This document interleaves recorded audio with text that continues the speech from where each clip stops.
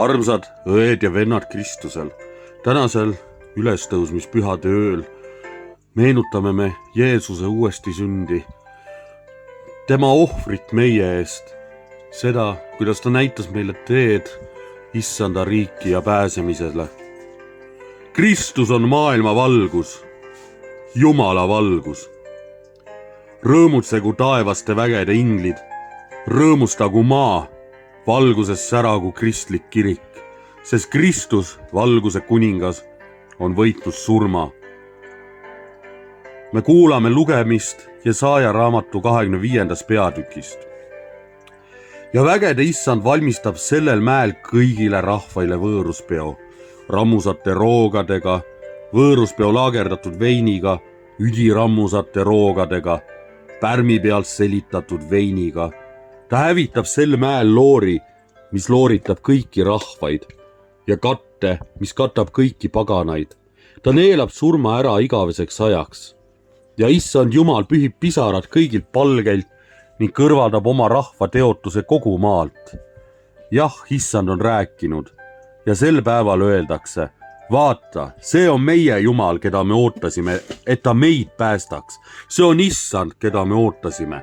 Hõisakem ja tundkem rõõmu tema päästest, sest issanda käsi viibib sellel mäel, aga Moab tallatakse maha ta omas paigas, otse kui tallatakse õlekubu virsa lompi.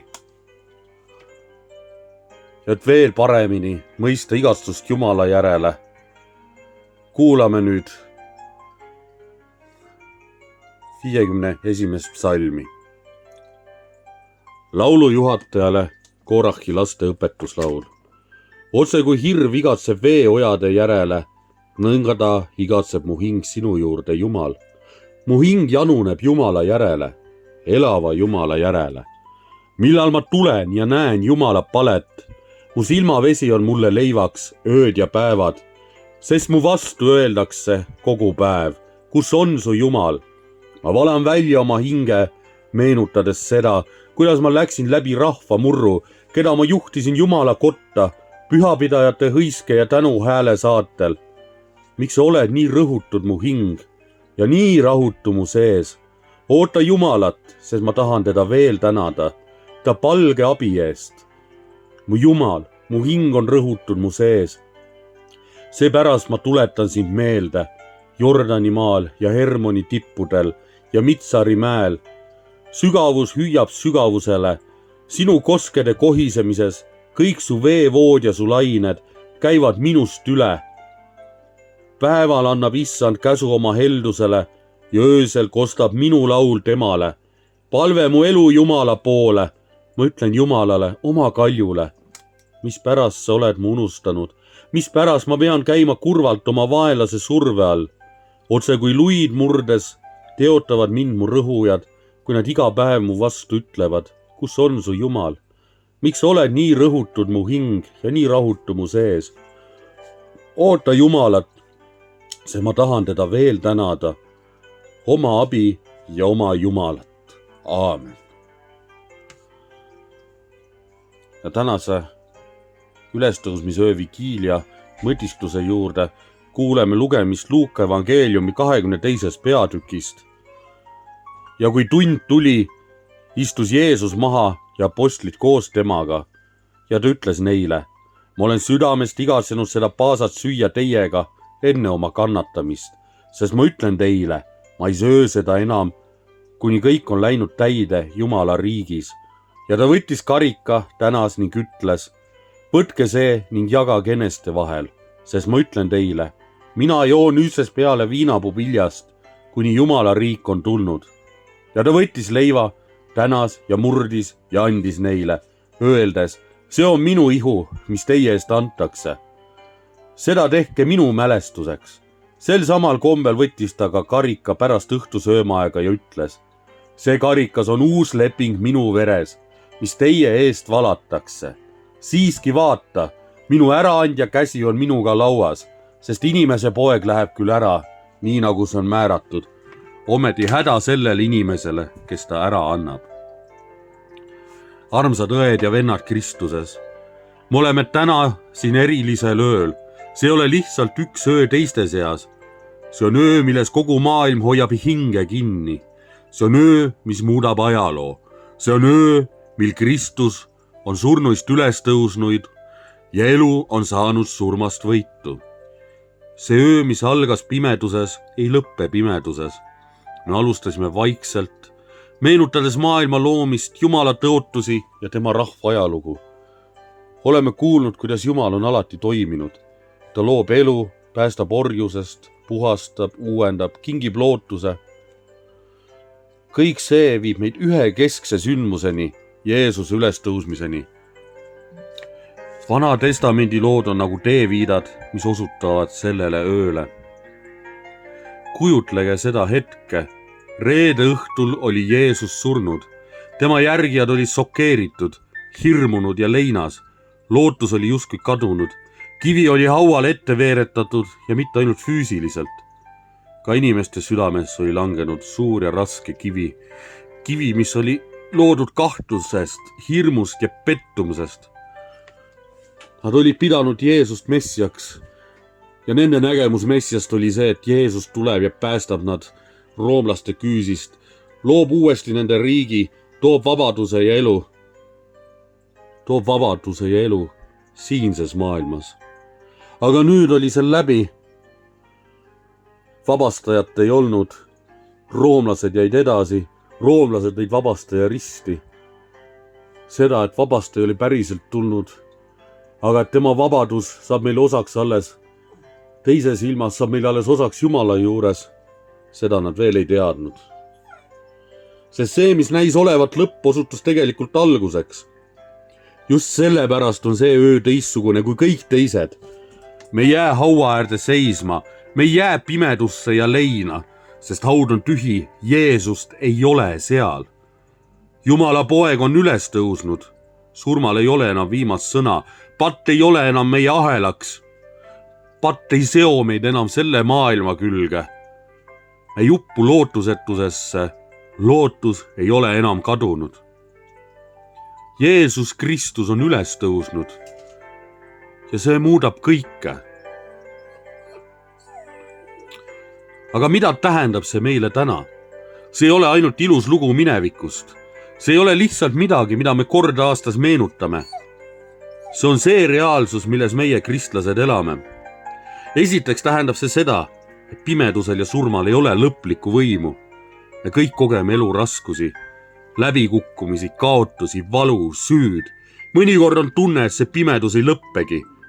Aga Jeesuse Kristuse ülestõusmine ütleb, pimedus ei jää kestma. Jumal, kes lõi valguse, Jumal, kes lõi elu, see suudab luua valguse ja elu ka kõigest sügavamast hauast, ka siis, kui meie silmad ei näe veel valgust, ka siis, kui me veel uppume pimedusse, on see valgus tegelikult juba tõusmas. Ülestõusmine tähendab, et meie identiteet on muutunud. Paulus ütleb, et ristimises oleme koos Kristusega surnud ja koos temaga üles tõusnud. See tähendab, et meie sees on nüüd juba uus elu. Me ei ela enam vana elu järgi. Me ei sure enam sellesse vanasse surma, mis on meid ahistanud ja piiranud. Me ei pea enam olema oma mineviku orjad, oma hirmude vangid. Me oleme uueks loodud. Me oleme Jumala lapsed. Ülestõusmine annab meile ülesande. Me ei ole lihtsalt selle loo kuulajad. Me oleme selle tunnistajad. Nii nagu ingel ütles naistele haual, minge ja kuulutage, et ta on üles tõusnud. Nii on ka meile antud ülesanne, kanda seda head sõnumit maailma, kuulutada seda kõikjal, elada seda oma eluga, näidata seda oma armastusega, oma andestusega, seista valguse ja elu eest. Kas me tõesti usume seda? Kas me elame selle järgi? Mitte lihtsalt usulise teadmise, vaid südame veendumusega, sest kui Kristus on tõesti üles tõusnud, siis pole miski enam endine. Siis on lootus suurem kui hirm. Siis on armastus tugevam kui surm. Siis on valgus eredam kui pimedus. Ülestõusmine ei ole lihtsalt kingitus tulevikuks. See on vägi tänaseks. Kui me täna öösel laulame halleluuja, siis see ei ole ainult rõõm mineviku üle, vaid see on lootuse hüüe tulevikku. Me laulame, sest valgus on juba tulnud. sest Kristus elab, sest meie elame Kristuses.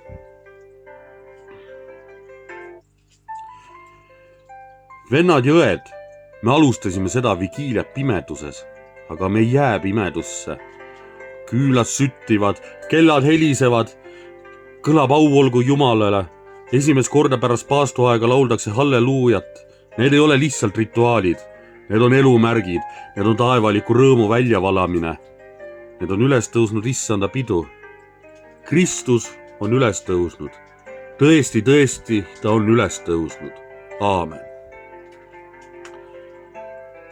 Armsad vennad ja õed, täna öösel, mil meie issand Jeesus Kristus on surnuist üles tõusnud, pöördume täie usaldusega elava Jumala poole ja palume.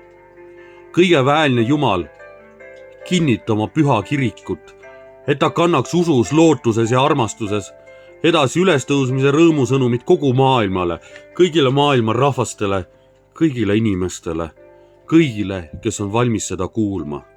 Me palume sind, kuule meid. Issand, õnnista kõiki, kes täna öösel või sel pühal ajal ristimise kaudu uue elu saavad. Anna neile rõõmus ja kindel usk, mis jääb püsima igavesti. Me palume sind, kuule meid. Elu issand, kingi rahu meie maailmale, kus valitsevad sõjad, kannatused ja rahutus, kus valitsevad surmahädad, haigused, õnnetused. Ava rahvaste juhid tõele ja õiglusele. Anna neile kainet mõistust. Anna neile mõistust püüelda rahu poole ja loobuda üksteisega rivaalitsemisest ja sõdimisest. Me palume sind, kuule meid. Halastuse Jumal, ole ligi kõigile, kes leinavad, kes on üksildased, haiged või lootus kaotamas. Tõsta nende silmad valguse poole ja anna lohutust üles tõusmise väes. Me palume sind, kuule meid. Püha vaimu läbi uuenda meie kogudus, tee meid ustavaiks tunnistajateks, kes elavad ja jagavad sinu elu enda armastuse ja julgusega. Saada meil uusi liikmeid, et meie kogudus kasvaks ja elaks, mitte ei hingitseks ja sureks. Me palume sind, kuule meid. Elu Jumal, anna igavene rahu neile, kes on selles elus lõpuni sinu peale lootnud. Tõsta nad üles tõusmise viimasel päeval. Võta nad oma kotta, kingi neile igavene rahu ja õndsus. Me palume sind, kuule meid. Kõige väeline ja igavene Jumal, sina oled üles tõusmise ja elu allikas. Kuule oma rahva palveid ja kingi meile oma poja Jeesuse Kristuse läbi rõõm igavesest elust. Seda palume sinu poja õpetatud sõnadega. Meie isa, kes oled taevas, pühitsetud olgu sinu nimi, sinu riik tulgu, sinu tahtmine sündigu, nagu taevas, nõnda ka maa peal. Meie igapäevast leiba anna meile tänapäev ja anna meile andeks meie võlad, nagu meiegi andeks anname oma võlglastele. Ja ära saada meid kiusatusse, vaid päästa meid ära kurjast, sest sinu päralt on riik ja vägi ja au igavesti. Aamen. Armsad sõbrad, võtke vastu issand õnnistus. Issand õnnistagu sind ja hoidku sind. Issand lasku oma pale paista sinu peale ja olgu sulle armuline. Issand tõsku oma pale sinu üle ja andku sulle rahu. Aamen. Minge issanda rahus, kuulmiseni.